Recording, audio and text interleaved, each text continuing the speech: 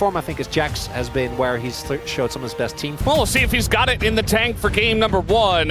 As Hamalife come with a very aggressive draft here in this first game. Let's hop into the Rift for game 1.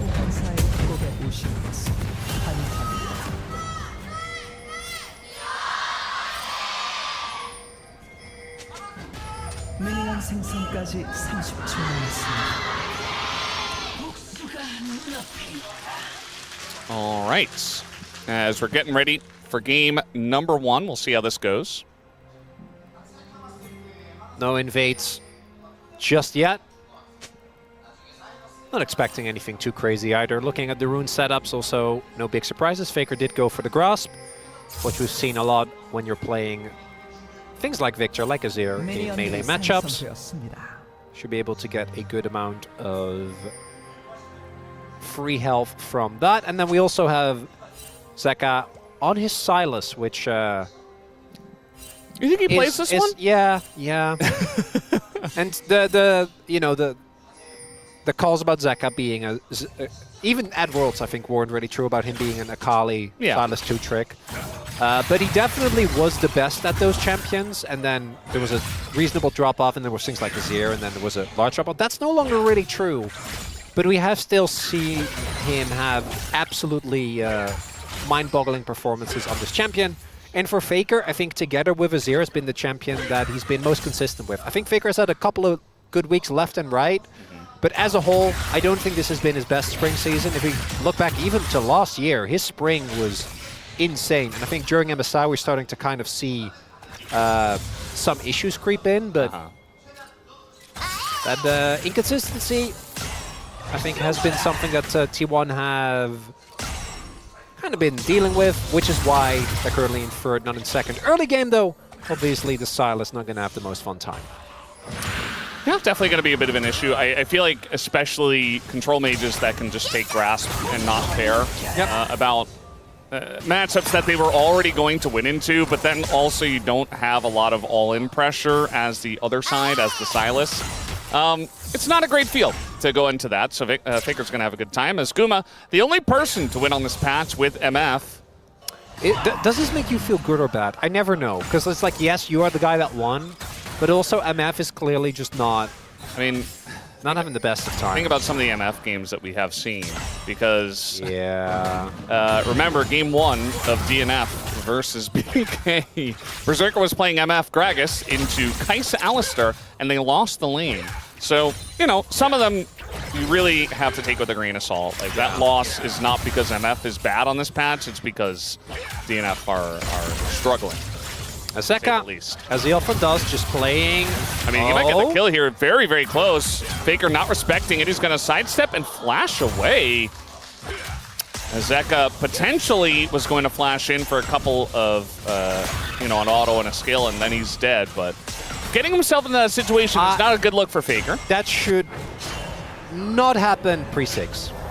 Yeah. Like, Silas, one of the big advantages you have when you're playing any control mage into Akali, into Silas, is that they should fall behind naturally. Now, there are players like Zeka, like Chovy, that are able to not fall behind and go relatively even, right? Like, they're able to stay very close in terms of CS. Yeah. Straight up winning the lane early and hard forcing a flash, that's a big deal. That means that Peanut now has a much better gank angle than you would otherwise be.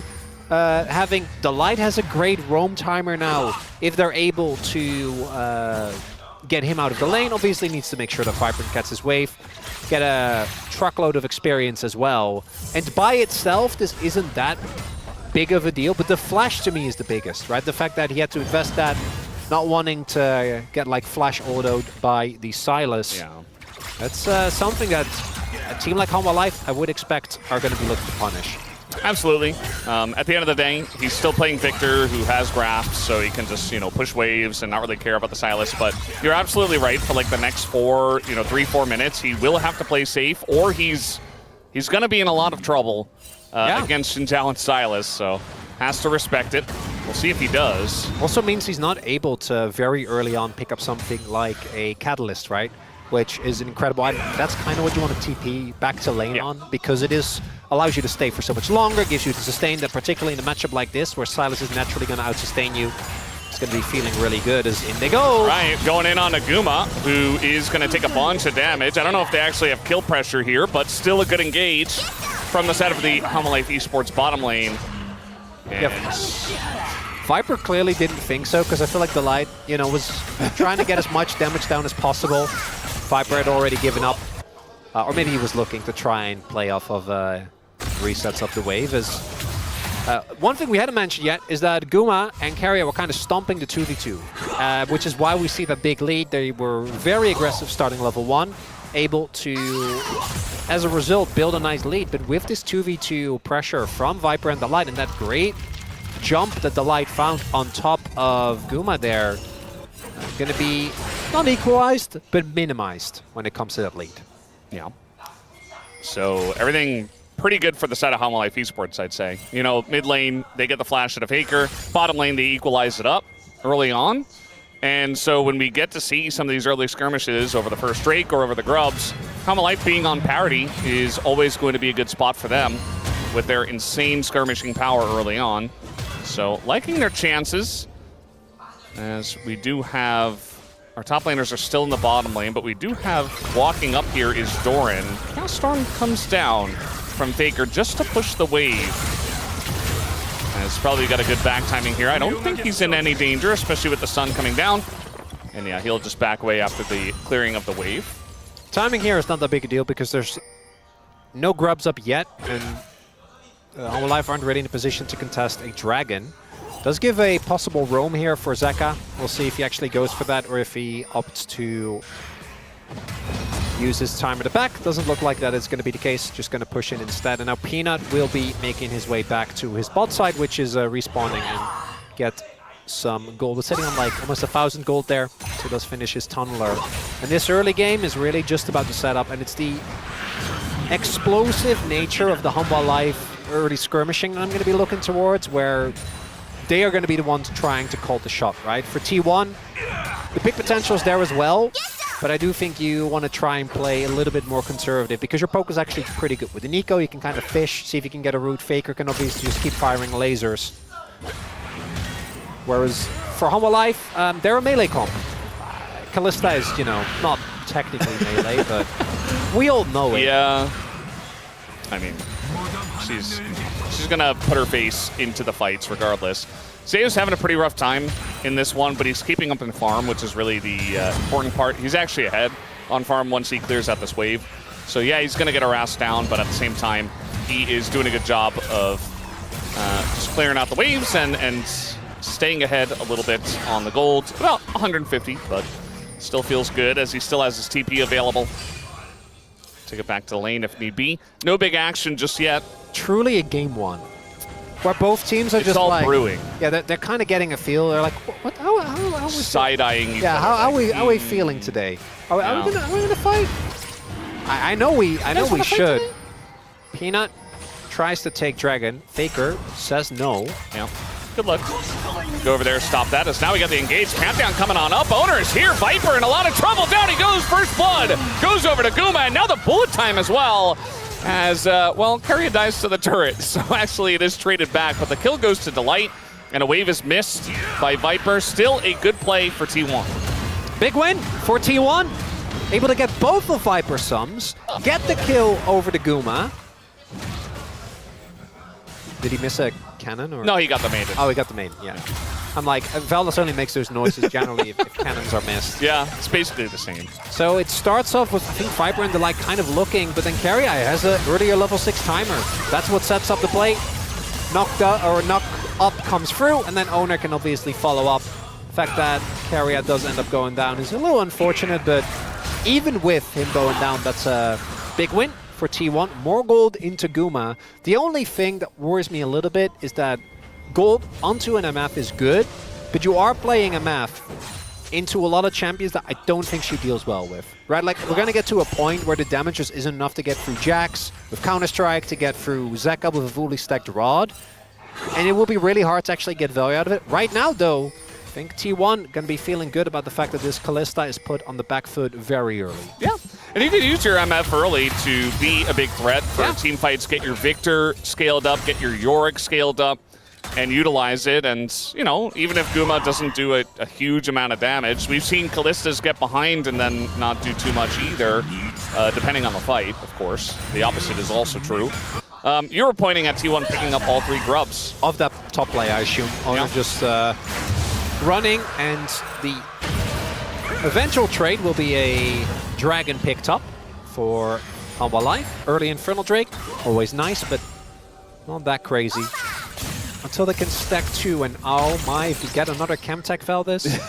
It's gonna happen. We've had too many. We've had so many. We've had way too many. One thing I really like for Doran on the Yorick is that even when Zeus tries to all-in him, like we saw, Zeus is like, okay, give me the Jax. But even with the Jax at this point in the game, there's just not going to be a lot of volatility. And I think that Doran likes that because he's a player that sometimes gets caught out in weird spots or sometimes makes big plays happen with solo kills. I feel like this just evens out the playing field, makes it very straightforward, and you don't have any crazy moments where either side happens. And so you kind of neutralize yourself a little bit, but also you neutralize Zeus for now, as Zeus elects to drop a wave. That's He's got Viper coming up. T1 is really running the map here. That's 2 full waves. Like, the top casters are going to be picked up, but the bot wave is just fully gone. Zeus is just not going to be able to pick that one up. That's a wave that they're going to be missing out on, and look at that. Now we see Doran has his Triforce finished. Zeus is not. TP is nowhere near. And if you are any it doesn't matter which champion. If you're playing into Triforce and you don't have yours and your opponent does, you don't really get to play the video game. Zeka, long chains, but the all-seeing eye of T1 owner still at the ready as it's just Victor with grasping patterns. Like, he's just never dying. Also, Zeka got blocked there by a grub. There's like a time... I saw that. I wouldn't have hit. I think it would have hit the wave instead, but it did look funny. A little grubby getting in the way. T1 actually building up nicely towards their early lead. Yeah. As there's Jonah strong zoom. Yeah. You don't want to miss those cannons. They are a lot of money. It's really a big problem that Jonah Strong has too many things that he's known for, because otherwise you could just call that the Jonah Strong. But you can't. I think that's the main thing. I don't know. His predictions are another. Yeah. I guess context clues might help there, but oh my god, this Nico! Yeah. You know, you mentioned Carrier's Bard last series out, looked insane. Yes, it was against DNF, but individually he was, you know, carrying on support and looking fantastic mechanically. So it feels like he's really on his game now. A lot of our top players, I feel like, had really rough beginning of the series, or rather beginning of the seasons, for all the players, but everybody's really coming online here towards the road to MSI, which you do love to see, including Carrier. Bit of damage here on Zeus, who is Jax, but yeah, stun comes in, 1Q, and he's dead. Owner just easy dive, and now you've got a whole turret worth of plates given over to Doran. T1 getting massive leads here in this early game. Yeah, they're kind of obliterating them. It's 13.5 minutes, and they're about to be up 3k gold. It's all lane. That's it. It's literally just laning pressure. Yep. Every single lane is winning. Even with Zeka getting the early flash out of Faker, wasn't punished whatsoever. Yep. And there are waves just being shoved in the turrets. There are plates being picked up across the board. So many plates. Like, look at this! This is way too many plates. And we knew that T1, with this draft, were going to win the early game.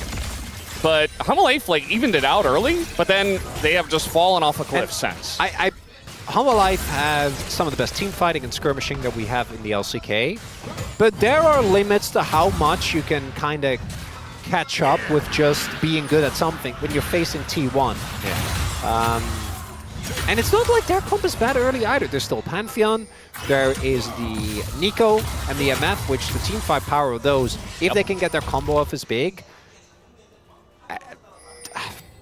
This big a gold lead this early on, almost 3.3k. You don't really see gold leads this large, especially between two teams that should be very evenly matched. So you will have one more, like, I think you have an opportunity to fight where right now, like, your item spikes, one item spikes are done, so are the ones on T1. You do still have a Callista, you do still have this this Silas, but so many of the situations look like they're half health before anything has happened. As Owner hiding behind Otacon, maybe this is the win that they're looking for. Yeah, he's just gonna flash away, good call. Peanut and Delight right there. They had kind of snuck through vision, snuck past vision to get in there. But they get the flash out of the Pantheon. Decent amount of engaged potential taken away from T1. Yeah, Hanwha want to fight. It's very obvious. And when the space is open, I do think that their target selection, a single target burst, is insanely big, but they do need to find an early kill. All the one-item spikes were finished for Hanwha, so even though they're down 3,000 gold, it's really only components that are T1's ahead on. Well, exactly. So I think the confidence makes sense, but then I look at the health bars. Yeah. Or rather, the lane situation for both mid and top, and they're just not in a position to really do too much. Zayas doesn't really get to play the game. He's just sitting here against a Yorick trying to scale and just not really having an impact for the entire early game. This is not what Zeus is comfortable with. No, and well, life really look quite muted here in the early game in T1. On their end, high marks. Everyone looking to be playing very, very well. Laning pressure is there. Cole's cashed out for Guma to really add to that gold lead. All right, Doran trying to play for this turret. Might be fighting him. All right, he's going towards the other enemies. He's buying a lot of time. The turret goes down. Owner tries to come in and save him, but Doran gets knocked up, and there you go. First kill, but now Nico, the massive ult over the top. And Guma's right there, but the damage doesn't go in. As now we got the engage coming in on Guma. He has to cleanse. He flashes, but he's not getting out of this one. Hanwha Life making something of this team fight. As Faker on the backside, Carrier here alone as well. Triple kill for Viper, who has been totally untouched in this fight, picks up 3. Well, there's that team fighting, fellas! And we said, yes, there's a gold lead, but the item spikes are really not that different, and I think we see it right there. What a back and forth, and that combo looked disgusting from Carrier and Guma so much. But this is the second time I've seen this today, by the way. One of the people in that combo was a Xin Zhao, who is not taking damage. So take another look. The timing window here, attempt to punish Doran for taking this turret. Zeka has the stone node, but a lot actually goes wide. Zeka doesn't need to change, which allows Owner to show up. Then Peanut goes back in for the re-engage. But I want you to look right here. So yes, Zeus goes down, but that really is all that they got. That's 2 ultimates invested. And then Viper in all of this goes unchecked, so he gets to stack up spears. And once the fight goes long, and these big ultimates don't do what you need him to do, you have Kalista, Sylas, and Xin Zhao. And if there are 3 champions that you don't want to have long fights and multiple rotations, it's those. And Jax, eventually. Although, in this game, he's just kind of been sitting back. He did his job there. He got the kill, and then he died. So that's all he's going to do for now, but talking about champs that love to stick around for long fights and get multiple counter-strikes off, Jax is one of them. Carrier. He is in a lot of trouble. No ult available. He's just dead. Root comes down, and now the follow-up, the recommittal here from T1, trying to save their buddy. And now Hanwha Life are going to get another flash away from this one. Guma is probably dead here. He doesn't have flash as the bullet time. It doesn't hit, but it doesn't matter. Zeka just takes the 1v1 Hanwha. Now wiping the floor with them. They're going to take down a Rift Herald. It's a fork right there. Either Guma walks into it or walks away from the turret. Either way, Zeka gets the kill. Losing Carrier there, it's fine. T1 though, with a desperation that I don't think is warranted, are really trying to fight. And again, this is Xin Zhao, Leona, Kalista. They're going to try and look for these jungle fights, these skirmishes. T1, you need a good setup. And this isn't it. So much invested there. Faker loses his flash. Guma and Carrier end up going down. The insta-cancel on that bullet time. Look, slow motion. Yep. That's a super soldier right there. I mean, it's just like free food for Sylas.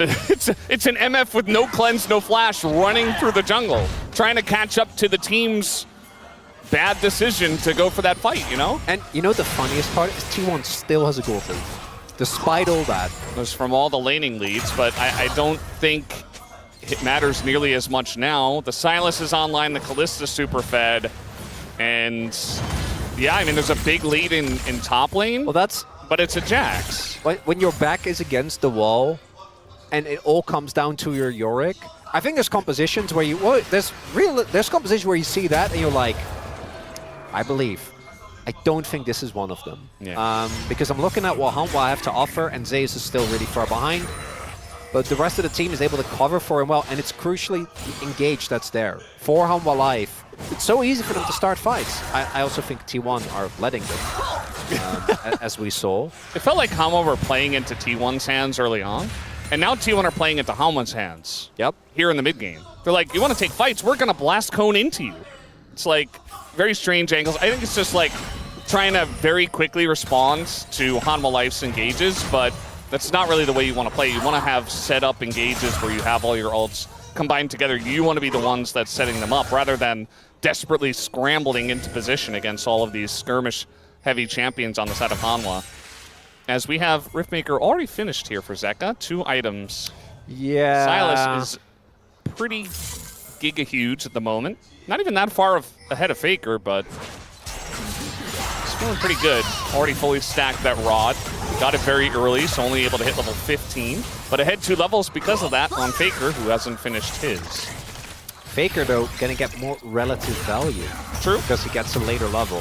Right now, I think he just preferred to not be behind Zeka, because you can see he needs to play it very respectful. Wants to get a grasp, but I don't think he's going to get one. And the lead that Guma had over Viper is now all but evaporated. And I want to highlight something. I think that our perception of Kalista, or Kalista as a late game AD, or as an early game AD carry, I don't think it's true anymore. I feel like with the build that she's going for, right, where you get with Terminus and Jaxos, you actually get so tanky that it becomes more about the length of a fight and the skill of the player, as opposed to you need to win early and post 2 items. It's like kind of whatever. Right, I feel like Kalista really used to be, you need to stomp lane, and then once lane is stomped, you have value, and otherwise you kind of taper off.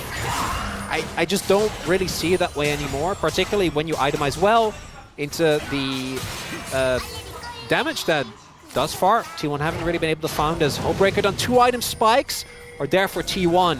And this Drake fight is a possible soul. We haven't even talked about the mountain as the TP comes in from Zeka as well. All right, they really want to fight for this one, but the Drake is already gone. And, okay, it's gone. That was anticlimactic.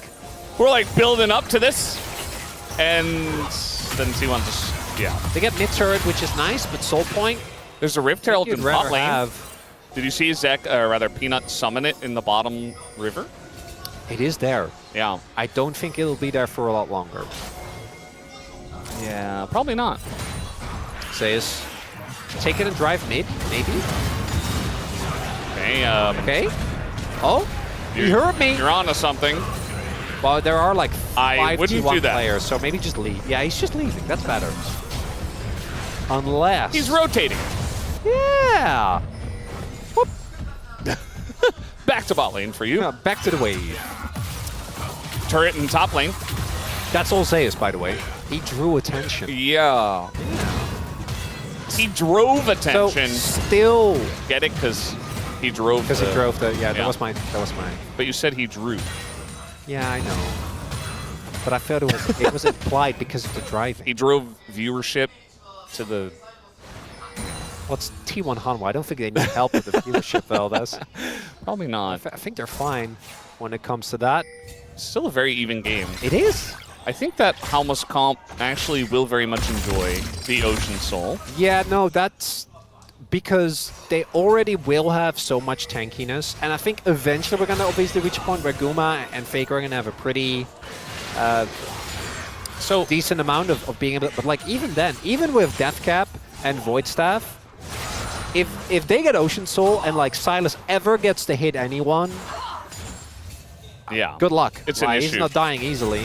Some context for the graphic we just showed. Faker is on 9 stacks of his rod, so he's about to hit level 16.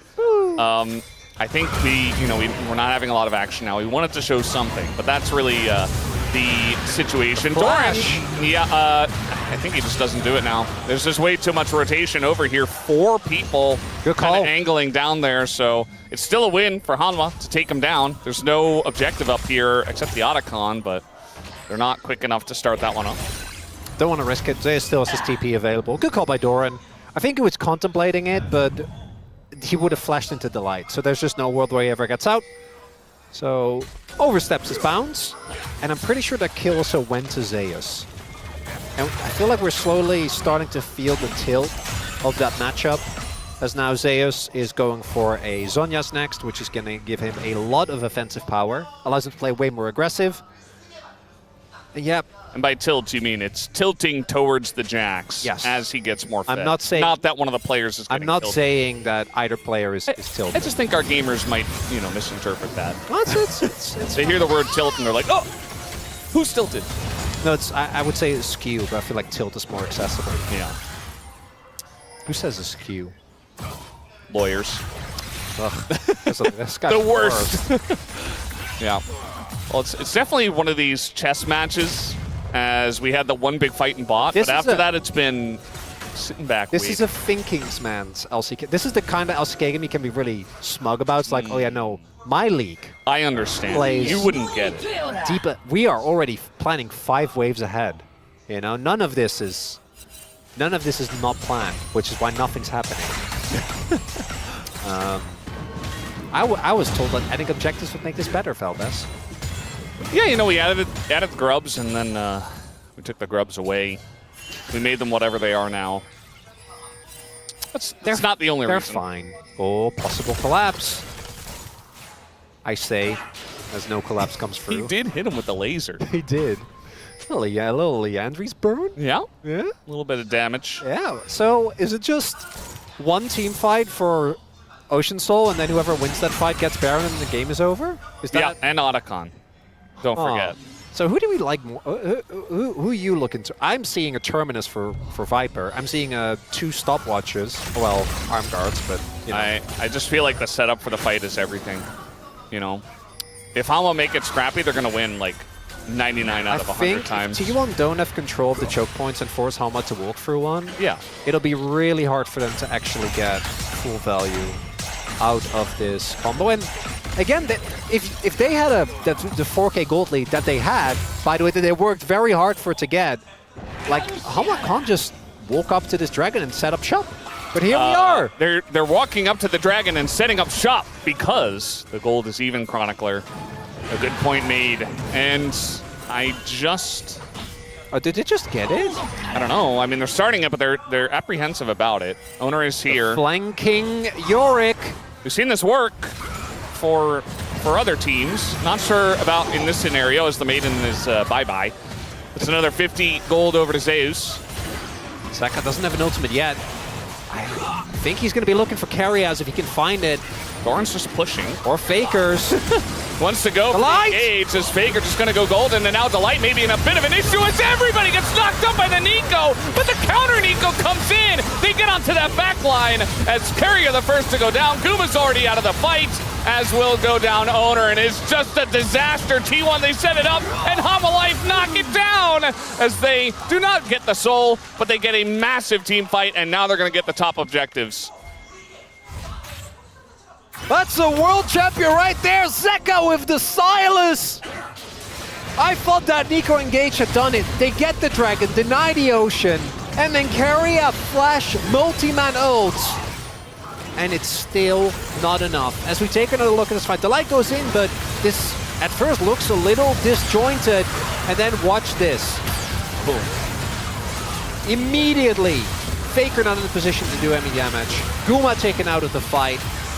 And then Doran, he's just a Yorick, man. Yeah. He's just a Yorick by himself. Can't get through. That's Nash. And yes, the soul wasn't given. I don't think Homalife are going to be feeling too bad about it.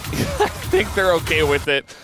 They get Nash, they'll probably get Otacon if they want to prioritize that, but maybe they just want to extend their gold lead instead and not try to throw on that objective.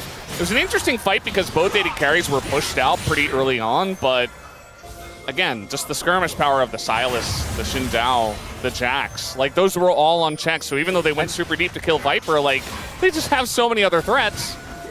And I can't believe Viper hasn't died yet. I swear I've seen him die like he's gone so deep. That feels wrong, right? Or sorry, Delight. Like he's died twice. No, Delight. Yeah. That makes more sense. And now Zeus doesn't really... I mean, Doran's going to keep going on this, but it's getting close. You can feel like Zeus is getting close to the point where he's just going to begin to take over the side lane. New York's still going to be strong, but... We're going to TP back to the wave.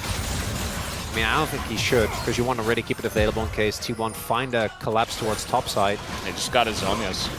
Otacon We picked up forgot here. about Otacon. I didn't. Well, I did.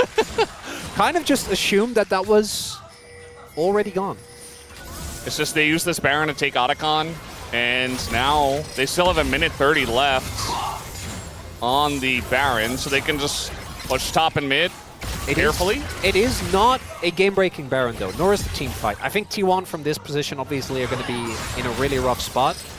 And the main issue for me is that it feels like Faker has been stuck at these items for like, what, 10 minutes now? I swear, he got his Rod of Ages and his Leandri's really fast. Yeah. And as I mentioned, I think for them to actually chew through all these health bars on Humble Life, because these are some beefy targets. Literally no one is squishy. Like, there's no easy damage that you can find. Yeah. I think you really need Void Stuff. You really need Death Cap. You need some actual damage to chew through these people. Guma, for example, because of the Executioner. Or not an MF. Will help a little. Well, that also obviously is part of the problem. Yeah, and then Owner tried his best in the early game, 100% kill participation, but at this point, you are Pantheon. All right, they're going to try for something here, but Carrier doesn't find the angle, and Fate's Call comes through. It's kind of a broken engage from T1, and there's still 30 seconds of Baron. So they have this wave. They take down the turret anyway, and that's some tools taken away from the T1 side. Zeus not yet in a position where he can threaten a kill. In fact, he is getting pushed off of the wave, so not really getting value out of the side push of the Jax. And we're following Guma here. Looks like he got a Dirk, but nothing big at this point. Jack Show's approaching. The goal lead for Zaka just keeps getting bigger. Peanut, he's just sacrificing his camp. And I'm happy to see awake Peanut again. I feel like he was gone for a decent amount of time. He's playing. He was on vacation.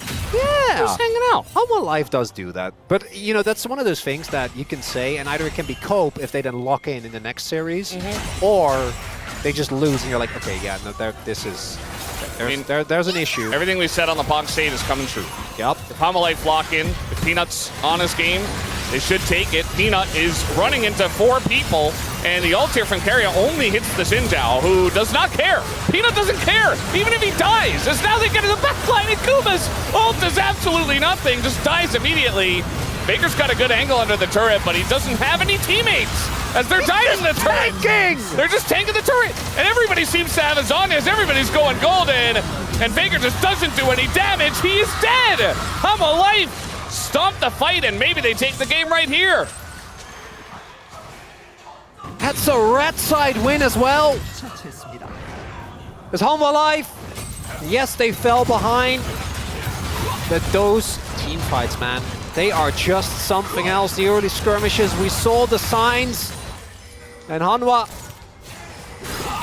will be able to end this game. Carrier's trying to clear the wave as best as he can, but nah, there's just no chance. Not having enough pull. They turn and take the kill first, and then they will kill the enemy Nexus. Humble Life, very nicely played game. They got down 4,000.